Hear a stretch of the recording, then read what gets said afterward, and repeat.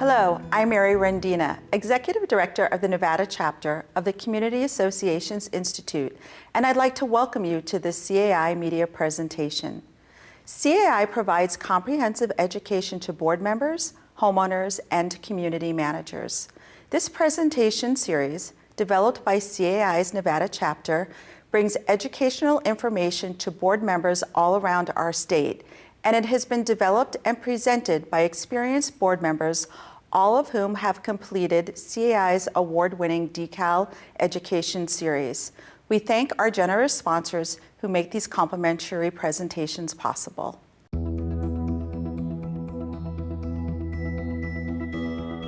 We at the Nevada Real Estate Division applaud you for volunteering to serve as a board member on your homeowners association.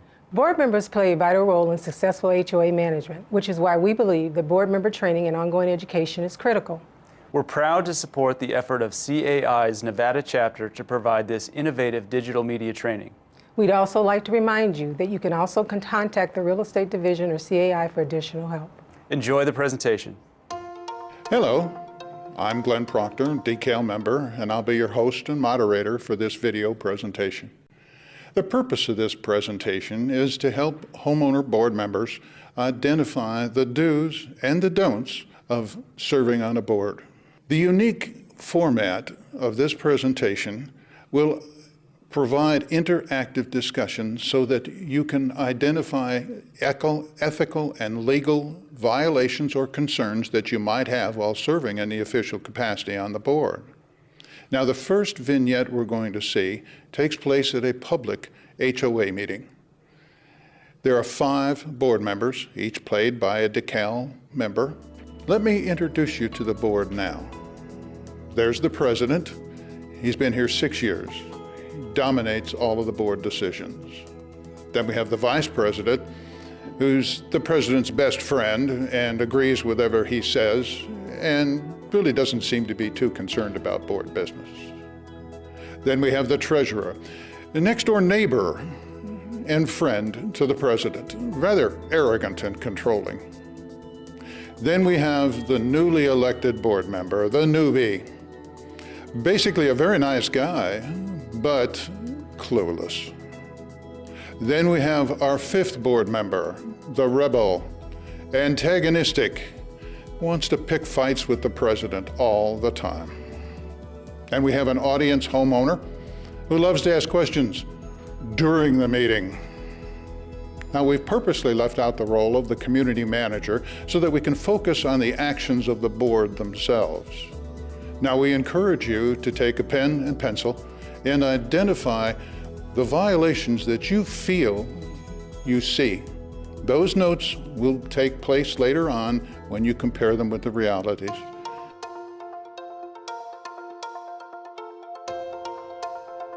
I'd like to call this meeting to order. We have obviously 1 member absent. I've already read the minutes from last meeting. They look fine to me. Let's move on. The treasurer report is in good order, and for your information, I moved $50,000 into the reserves last month because we had too much money. I also had to cash in the 2 CDs that came to term, so we moved that money as well. Excuse me, I have a question about that. Can you tell me just how much money we have in the bank, please? I just told you, all you need to know is that everything is fine. I can't believe you started this meeting again without me. The board packet was supposed to be in my mailbox. It wasn't. How do you expect me to be prepared for a meeting? You guys are ridiculous. In the future, if you're going to be late to these meetings, you need to let me know in advance. Well, I'm trying to read the packet now. You know, I'm looking at this, and what difference does it make? You guys had a meeting last night. You didn't invite us. You made all the decisions. I'm sitting here trying to read this now and be prepared, and I'm just not. How can you have a meeting without inviting us? Well, wait a minute. Did I miss a meeting? I didn't remember any meeting. Did I miss a meeting? There was no meeting last night. We just got together socially. Did I hear that you moved money from one operating account to reserves without even getting a vote of the board? You're not supposed to do that. Who cares what you think? Ugh. You can't even read the financial report. I've been an accountant for 30 years, and you're going to question my integrity about the financial report? Yeah, Excuse me, I have a question. How much money do we have in reserves? Young lady, if you ever attended a board meeting before, you'd know that you're not supposed to interrupt a meeting while we're conducting business. You just committed an illegal act. I could have you removed from this room. I'll let you ask a question after all of our business is taken care of. At this time, I'll take a motion to approve the new roof for the community center for $65,000 awarded to Mr. Fix-It. I second that motion. I just want to state for the record, I had work done at my house by Mr. Fix-It, and it was fantastic. If there's no more leaks, I highly recommend him. Well, wait a minute. I'd think that we should get a proposal from more than just one vendor. I really do. We don't need another proposal. We have a personal recommendation from a board member. Isn't he your cousin or uncle or some relative of yours? I mean, this is just crazy. You know, hey, that has nothing to do with the quality of his work. Nothing at all. See, I told you, they don't even include us. The three of them make all the decisions. I don't even know why we're here. I have a question. Wouldn't it be a good idea to This get is, more quotes? excuse me, this is the Maybe a last time cheaper I'm going price? to warn you. We are officials elected by the people of this community, and you have no say whatsoever in our decisions. So, all in favor, say aye. Aye. Opposed? I guess so. Didn't we talk last night about changing our landscaper? I just don't see it on the agenda. You know what? We can do that in executive session. Let's not waste any more time here. Well, I certainly don't remember any discussion on that. I mean, is there a problem or something? That was in the addendum. I think I just forgot to give you a copy. Well, I didn't get a copy of it. I don't see an addendum. Well, that's because the manager forgot to include it in the packet. So since there's no other business, I suggest we adjourn. Question again. I thought I was going to get a chance to talk here. Fine, if you really feel you got to put your 2 cents in, after we made all the decisions, you just go right ahead. I just think the board should allow homeowners to have more impact before you make decisions and spend our money. What a novel idea that would be. Hey, we spend hours and hours researching our decisions. We really do. And it's all on behalf of you homeowners. So I don't see anywhere where uninformed input is going to help the situation at all, won't make any difference. If you're so interested, why don't you run for the board? You know what? It's time to go. We've already adjourned to executive session. Don't we need like a motion and a second or something like that? Isn't that like protocol? I'll make the motion. We are adjourned. Wow, very interesting segment, wasn't it? Were you able to take notes on your various violations that you noticed? Those notes will be used in the next segment.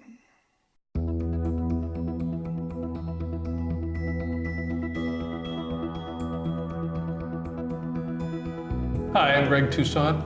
I served on my board for my HOA for 15 years, actually, and I'm also a decal. Donna? Hi, my name is Donna Toussaint, and I have been volunteering in HOAs for approximately 20 years. I served as a president for a large master for 10, and I'm also a decal. And my name is Chuck Niggemeyer. I'm a decal. I've been on my board for 12, going on 13 years. Been associated with HOAs for about 20 years total.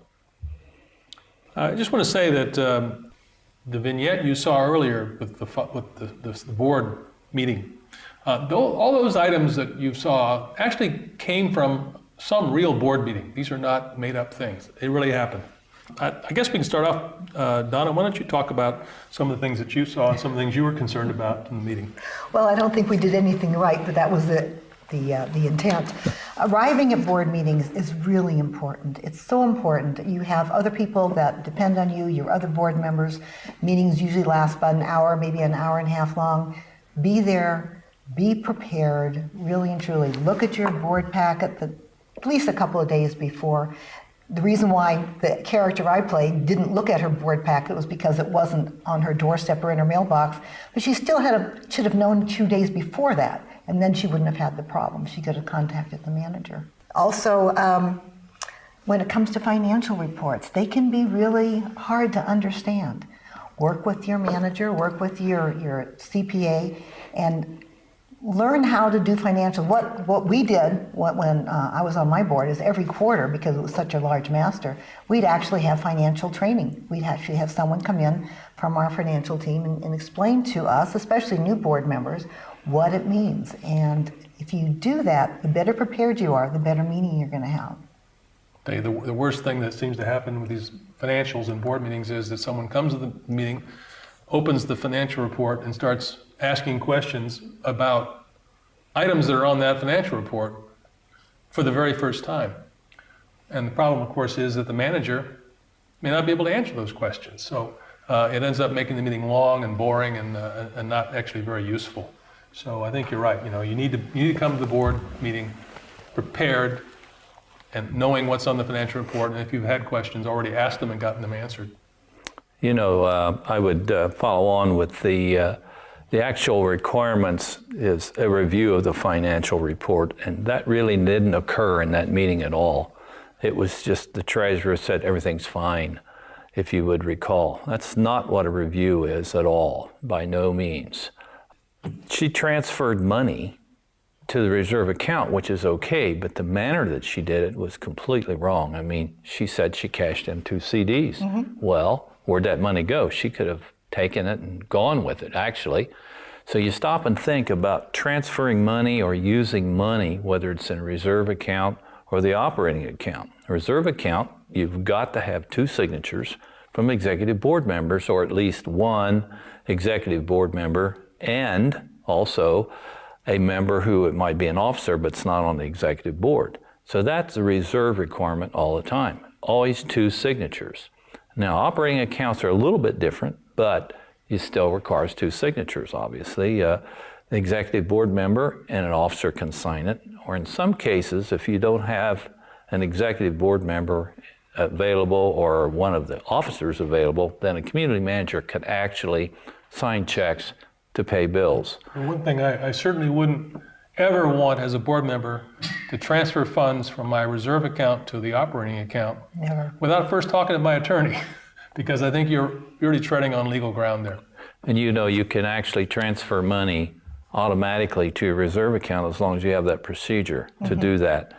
I thought it was interesting. They had a lot of excess money. Well, who decided to put it in the reserve account? If you have excess money, you actually could do an assessment holiday, Who decides if it's excess or not? So anyway, it was an interesting discussion. You notice there was just cut off by the treasurer, who obviously run everything with an iron fist. I felt sorry for you. Yes, I know, that's okay. But I think the most important thing is really and truly rely on your experts. They're there for a reason. You as a homeowner, as a board member, you're not an expert in everything. You can't be. And even if you were a CPA, you couldn't be the CPA for the association. That wouldn't be right. If you're an attorney, you can't be the attorney for the association. Correct. So rely on your experts. They're your bread and butter. They're the people that are going to save your, what. And moving along to some of the other items that were obviously not done very well. I mean, you didn't get the agenda at all, or the and I had items that weren't on the agenda. Even the vice president noticed that, hey, there's something not on there. Some of those are ever on the agenda. They're never on the agenda. So it's hard to get a feel for a meeting if you don't see that agenda ahead of time. Know what those items are. And it's like you said, you have to ask questions in advance. Otherwise, the meeting is kind of chaotic and you don't do anything. And awarding contracts in executive session to your friends and your relatives, that's a really big no-no. Really big no-no. The proposals, I get obviously, if you have some project you're going to do, you're going to submit a request for proposal to people. You know the details that are going to be out there. And obviously in this meeting, the details were known by 3 people, not everybody like they should have been. And there looked like, obviously, there was only 1 proposal. Did they go out and ask for that? I don't know. We couldn't tell. The requirement is that you do that. And the only way you know it is to be familiar with that proposal. So you don't ask the dumb questions like I did as playing that character in there. I didn't know. And read them aloud. That's at right. At your open board meeting. Have to do that. You do. I thought it was interesting also that the interruptions that occurred throughout the meeting. I mean, that meeting was so chaotic at times, you know, it was amazing. Homeowner there was a homeowner who had a legitimate question, and the president just cut him off. You know, we have enough problems getting homeowners to come to meetings. Now, how do you think that homeowner wants to come back? She never got the question answered. She was summarily just dismissed, threatened with legal action to be removed. So, you know, you have to treat everybody fairly, have to listen to them, see what the question is, and answer them if you can. It was at that point in a meeting, she had every right to ask that question. She may never come back to a meeting, so we have to be courteous, listen to the question, and answer them if at all possible. I agree. The other thing is it's really important in meetings to avoid angry responses and personal attacks. I mean, there were a whole lot of those in this meeting by everybody, it seemed. Including the board members. You know? Including the board members, including the homeowner, I mean, it was everybody. It was a free-for-all. Board members used anger and threats against the homeowner and against each other. And number one, it's just wrong. It's just basically wrong. These are your neighbors. It's not how you treat neighbors, not how you interact with neighbors. And two, it's against the law. NRS 116 prohibits behavior that is threatening or harassing, causes emotional distress, creates a hostile environment. It's the law. And your meetings are generally audio recorded, so there's evidence of your behavior. Violators of this law are guilty of a misdemeanor. You also have the commission, the Commission for Common Interest Communities and Condominium Hotels, which can review and give a hearing to homeowners who've been accused of violating the rules and the law. And they can fine the board member or board for their transgressions, and they can also remove board members from their boards. So it's pretty serious stuff. And mistreating homeowners is just a no-no. Regardless of whether you like that person or not, you don't have to like them, but you do have to be courteous and respectful. Parliamentary procedure. That was one of those things that didn't happen in this meeting. No kidding. Wow. They didn't follow any rules at all. And NRS 116 requires that a board do one of two things: either adhere to Robert's Rules of Order, which are long and complicated and most people don't really understand them, or they must have approved in advance a set of parliamentary procedures for their community that they will use, which are usually simpler and less complicated. Most homeowners associations do that because it is simpler. And it's But if easier you to don't have a understand. policy, you have to use Robert's Rules of Order. And it is important that boards always follow either Robert's Rules of Order or their own policy. And there's nothing wrong with Robert's Rules of Order, but they can be kind of cumbersome at times to follow the exact procedure. So if there are new communities being formed out there and your boards are being elected, it certainly would be, I think, a good idea to go through your procedure and so that you don't have to follow Robert's rules to the letter. That's a very good suggestion on your part. The other issue that I saw, which frequently happened in this meeting, was there were lots of ethical violations. People making decisions or making statements that really are contrary to ethical behavior. And what is ethical behavior? First of all, it's doing the right thing for the community, not for you, not for your friend. What's the best thing for this community? And also, you can ask yourself, how would this look? If I were sitting in the audience watching this meeting, how would it look if I made a decision or made a statement? If it sounds ethical, great, but if it sounds like it's self-serving, it's not. Well, I think the important thing is always treat people who come into your meetings, they're your friends, your neighbors, your homeowners, the way you would like to be treated if you were walking into the meeting. And if you do that, you'll never have a problem. That's right. Now, in this meeting, we had a treasurer moving money without board approval, which is basically illegal. It is. Just to put it simply, but certainly an ethical violation. It failed to provide all the board members with information that they were due. They should have had. They should have had an addendum that didn't show up, for example, and then suddenly the meeting pushed through the decision. That's not right. You have to have the information so that board members can make an informed decision.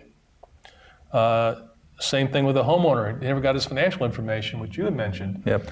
You don't have to have it at that meeting necessarily. It may not, maybe the information he's asking for is not readily available, but you have a responsibility to get that information to that homeowner in a timely fashion. The treasurer just said, I've reviewed it and done this, and there was no discussion at all, none. We couldn't even find out how much money we had in the bank, which is a very easy question, and it was there. And then he discussed the landscape contract at some kind of private meeting. We didn't really explain what it was, but obviously it wasn't a noticed board meeting, and that's the only time you're supposed to be discussing these matters between board members. So that decision obviously had already been made prior to the meeting. That's a no-no. And they didn't seek bids for anything. Now, whether or not bids are required in this situation, I guess would depend upon the law and their CC&Rs and their situation. But generally speaking, bids are strongly encouraged and in many cases required.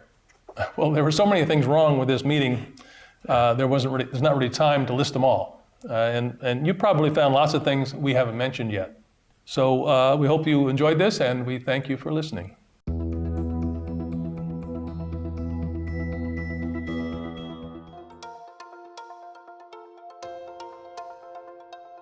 In our next vignette, we're going to be visiting the same board, only this time it'll be an executive session. NRS 116 clearly spells out the topics that may be discussed during an executive session and the do's and don'ts for the board members. Once again, please use your pen and pencil to make notations of the violations that you feel you've observed. And now, our executive session. Hey, I thought I was supposed to get my questions answered from the meeting. Hey, what are you doing here? This is an executive session. You're not allowed to be here at all. You have to leave right now. Are you kidding me? This is ridiculous. We have a short meeting today. We're going to discuss some problems in our community. I'm just thankful we don't have her to disturb our meetings today. So am I. Me too. I need to talk about my neighbor. He really pissed me off. I told him specifically that he could not put up a flagpole in his front yard. And I want the board to send him a letter now demanding him to remove it. I thought that a homeowner would have to put in an ARC request to the committee to put up a flagpole. The ARC can make recommendations, but only the board can make decisions. Well, I think we need to support Jane. If this is an issue, my husband dealt with her neighbor when he was on the board. Excuse me, as a former veteran, I believe that it's everybody's God-given right to fly the flag, especially if it's going to piss Jane off. Okay, Jane, if you write the letter, I will sign it. Please keep in mind, too, that I did warn him in the first place. Well, the next item is to change our landscape vendor by awarding the contract to the No Weeds Company. Whose brother-in-law is this? Well, the current proposal is much cheaper than the contract that we have currently, and he does work for some of us. Oh yeah, I know about that. My neighbor uses him, but he complains that he doesn't always show up when he's scheduled to do the work. You know what, though? We save $5,000 a year, so I move that we accept his contract. Second. Excuse me, I have a question. I'd like to know why our maintenance guy's truck is parked in front of your house at the same time, on the same day, every week. I have a heart condition, and he helps me with some simple chores around my house and yard. Anyway, he's salaried, and he has no fixed hours. I'd like to talk about something new. I hear my neighbors constantly talking about Jim Jones down the street. They say he hasn't paid his assessments in 6 months. Well, as a board member, it's your responsibility to contact him. If you're unable to do that, I'm speaking. Hello? What? Okay, look, we're in executive session, We're talking about violations. Hey, You need to hang up. I'll tell you all about them when I get home, okay? Really? Bye. Isn't this supposed to be not talked about outside of this boardroom? We're elected officials of the community. So confidentiality doesn't apply to us, and no one should get away with paying their assessments. I have another issue. The greeter at the front desk was rude to me when I asked her to clean up the cup of coffee that I accidentally spilled. I think she should be docked 1 hour's pay for being insubordinate. You really think cleaning up the floor is in her job description, do you now? You know, that's really a stretch when you just said you spilled the coffee. Why don't you clean it up? Cleaning should be in her job description. If she's uppity about it, we can teach her a lesson by deducting it from her pay. All right, well, I'll just tell the community manager to warn her about this, and then in the future, we'll deduct pay if she's disrespectful to any board members. And any other business? I do have a question. You know, when are we going to go out for bids on contracts? The law states that we are required to get 3 bids on very large projects, and only when we don't already know the vendor. But it's easy to award a contract to a vendor that we already know. And it's also easy to award a contract when we know we're saving the homeowners money. For sure. And it's easy to award a contract when he's your relative. I'm sorry I ask. Really? I thought you were naive, but you're pretty damn stupid. Well, you bag of bones, you know you're dead and you don't even know it. You know it. You don't even know that. That's all there is to it. I don't care. This is ridiculous. Could you take notes fast enough? Now let's go to our decal panel for their discussion of the violations they committed. One of the things we saw in this vignette in the executive session was one of our homeowners, our board members, getting on the phone talking about something to do with the grocery store with his wife, and he's going to go home and talk to her about whoever was in violation. I did That's that. strictly confidential. That never leaves the boardroom. It just really doesn't. It was very funny, and it probably has happened, but it should never happen. Pillow talk's not allowed? No pillow talk. You can't tell your wife, your husband, your mother, your brother, your sister. That stays in the boardroom. Strictly confidential. And you also have to understand the need for making decisions and when to make decisions and when they should be public decisions or confidential decisions. If you're discussing a homeowner, their fines, their assessments, that's in the executive session. Like I said, that's confidential. That stays there. It doesn't go out of that room. If it's talking about awarding a contract, you don't do that in executive session, as we talked about before. You do it in the general session. You're free, you're open. Transparency is the best thing. It's your best friend. You'll never get in trouble. Like Chuck said earlier, try and get 3 bids if you can, but you have to do your best, and those would be read aloud in the regular meeting. But executive meetings are different. They really are. And if it's a legal issue and you're talking with your attorney, that could be an executive session. But there are very few things other than people's confidentiality and fines and things like that. Most things are discussed in the regular session. You know, interestingly enough, there was a, if you remember back, the president had someone coming and working, a maintenance person, was working for him, doing personal work. And he went, well, he's salaried, so it doesn't really matter. Well, there is a huge conflict of interest thing going on there, because you actually, even though you're not paying the man, the HOA is paying the man. And he's working for you. And he's working for you. So you have free labor. If that isn't a conflict of interest, you know, so you have to avoid that type of a situation. You never want anyone to even think there's a conflict of interest. The situation just does not lend itself. It would be like you as the president, for instance, voting on an item when you had your own relative involved. You know, you should recuse yourself and not do it. So there's a conflict there. It's a very, very big thing. You never use an employee of the association to do your own personal task. You just don't do that, because that's a conflict. Even if you do it 100% properly. That's correct. You just step back from that, because It doesn't pass the smell test. That's right. If it appears it's a conflict, probably is. Okay. Looking at the bid process just a little bit, you know, our laws changed recently. So now, if you go out for bid, and if you do, then you get 3 bids. And I remember the president saying, for large projects, well, that's not the determining factor anymore. Depends on the size of your HOA. This is governed by law, right? It is. It's governed by law, because if your community is, I think the threshold is 1,000 units, I remember, so they cut it off. If you're less than 1,000 units and you go out for bid, then any bid that is more than 3% of your budget, that's a requirement for bids. If you're in a larger association where there's like over 1,000 units, well then it's 1% of your budget.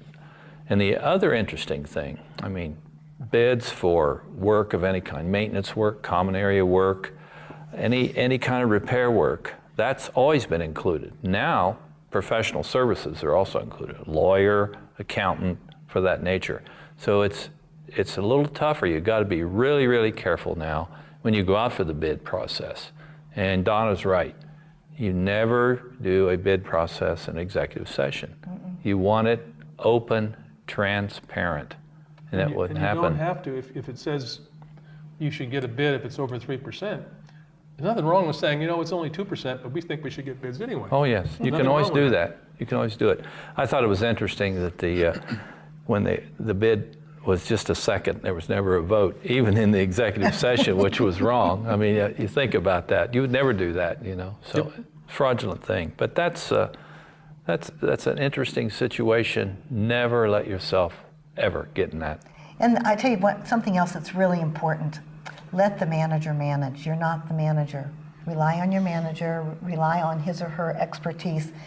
If you rely on your expert, you will never get in trouble. Yeah, that's true. You already touched on it, Donna, but let me just cover the only four things you can do in executive session. There are only four. If it's anything else, you can't do it in executive session. And I think a lot of board members get confused on that. First one is consult with an attorney regarding a proposed or pending litigation. So you can't discuss the attorney's contract, your contract with the attorney in executive session, but you can discuss other contracts, other matters, like your lawsuit with one of your homeowners or something like that. You can discuss that in executive session, and you should, to protect your attorney-client privilege. If you're discussing the character, conduct, or competence of your manager, should be done in executive session and treated as a confidential matter. Discussing violations of the governing documents. If homeowners are not following the rules and they're in violation, maybe there's a hearing, this is confidential in nature, should be done in executive session. Shouldn't do it on the phone. You shouldn't do it on the phone. Shouldn't do it on the phone, right? That's right. Unless the homeowner wants it to be done in open session. And there are cases where the homeowner will request to have their hearing done in open session because they feel like that would be beneficial to them. They're certainly allowed to do that. And the fourth one, which is less common, is the failure to comply with construction schedule.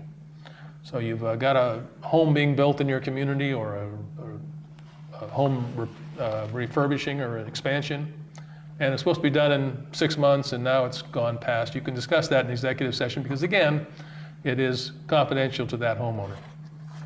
Those are the only things you can discuss in executive session. No bids, none of those kind of things can be done in executive session that you saw being done in executive session pretty much.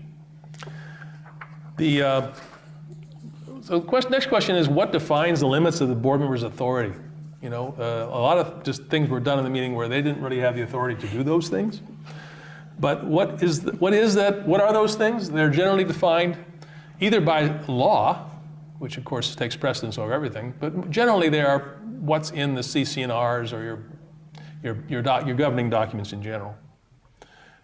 If you're unsure that you have the authority to do something, never do it until you've spoken with the proper professional, which might be your CPA, it might be your attorney, but whoever the proper professional is, spend the money, find out, get an opinion from them.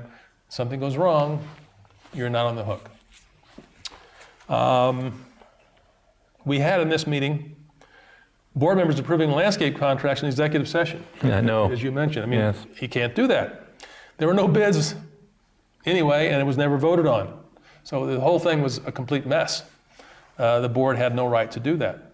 Actually, it was illegal to even do it, period. Exactly. It was not a legal award of a contract. The other thing that I noticed was that board members should never confront a resident directly regarding violations or delinquencies. that's something that's handled through the standard, whatever your standard compliance procedure is, which you should have a written policy on, probably governed partially by your CC&Rs and partially by the law. But if you don't have a written policy on how you handle violations, you better get one, because if you have somebody walking around saying, well, I'll go out and threaten him for you, you're violating the law. So it's very important that you do those things through the normal compliance procedure, which is often your community manager or a community management company. As you said, board members are never free of confidential limits. You are bound by confidential limits. Homeowners aren't, but you are. There's an item that you could actually, your directors and officers insurance would never cover you when you do something illegal like that. Right. Unlawful. People don't realize Which that. means you're not insured. You could be absolutely sued, a lawsuit. And not just you, but Oh, yeah. your spouse. That's right. You both could be on the hook. So if a husband talks to his wife about the violation, Correct. and she talks to neighbors, you both get sued. That's right. And again, insurance will likely, possibly not cover you. That's I right. would say.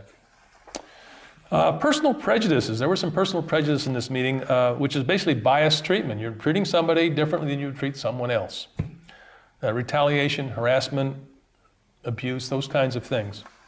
We had a treasurer targeting the neighbor about his flagpole. She may have been right about the flagpole. I don't know. It's unclear what the facts are, but you don't do that. You go through the normal compliance process. The VP was upset about the greeter not cleaning up the coffee. Well, that was kind of a weird situation, but the president decides on his own, after the whole discussion occurs, that he's just going to have the manager threaten the greeter with a pay deduction if it happens again. Again, I don't even know if that's legal. There's employment law involved as well. So just bad behavior. One last thing on that is the president should not have used the landscape vendor and then voted on for the association to hire him. Yep. As you pointed Right. out, it is a conflict of interest. It's an ethical violation.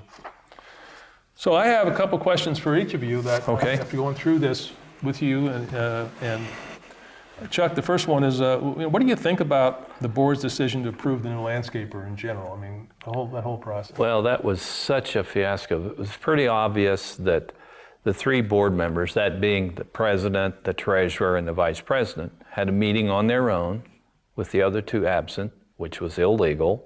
They decided they were going to use this new landscaper because they could save money. They said, I don't know what the amount was, I don't remember. But the idea was, instead of doing it in open session, opening a bid, they decided they're going to do it in an executive session. Now, you didn't know about it. I didn't know about it, being the new guy on the board at all. And we were summarily just dismissed It appeared because as of though that. we didn't want you to know about it. That was true.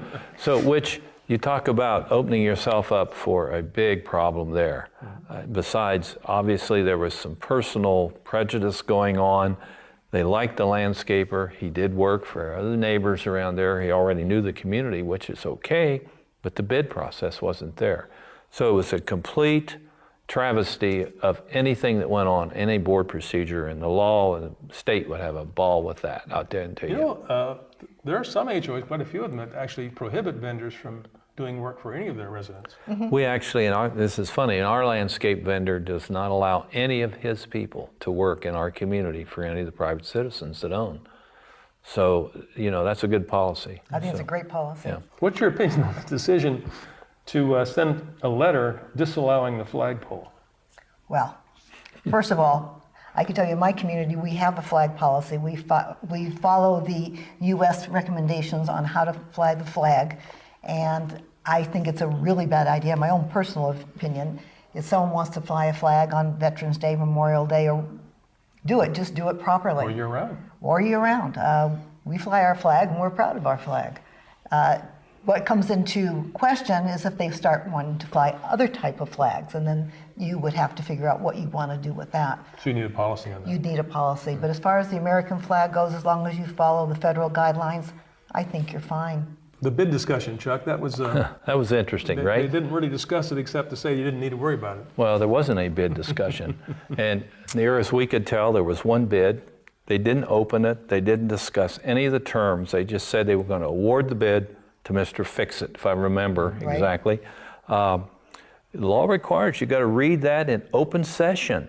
You have to do that. And I know that maybe that runs a little bit long in a meeting, but that's the transparency part that you need to get to every time, because then you as a board are doing your duties. That's what we call the, I think you refer to it as a business judgment rule, where you act everything with the best knowledge you have. Well, this obviously didn't occur that way. They had one bid, we think. We don't know where it came from. And the other interesting thing was, it was the brother-in-law of the president. And then he voted on it, of all things. He can't do that. What should he have done? He should have recused himself, period. Just stayed out of it. That's right. And make that disclosure. Disclose it, That's right. abstain. What didn't happen. So that's how not to award a bid. Don't do it.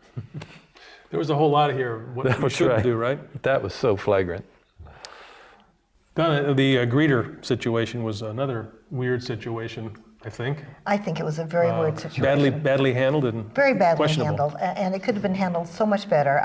Personally, if I saw coffee spilled somewhere, I probably would have cleaned it up myself. I wouldn't have wanted to deduct money from the receptionist to do that. I think that's ridiculous. But this is a board, obviously, that had some real problems, and they had no clue as to what they really need to do and how to do it. They need training. It just seemed like there was a case where common sense went right out the window. You know, they felt entitled, even though there was no reason to do that. No. You're right. Good point. All right, anything else? No, I don't think so. That's good. All right, I hope that we covered the material pretty well there. There's obviously a whole lot of stuff to talk about, and probably didn't hit all the points, but the key ones, hopefully we did. Thank you for watching. We hope you enjoyed this and learned. Now, if you'd like to learn more, perhaps you can use one of our other video presentations, or take a CAI class, or even perhaps become a DECAL member. If you wish to do that, please contact CAI at info@cai-nevada.org. Thank you for watching this presentation.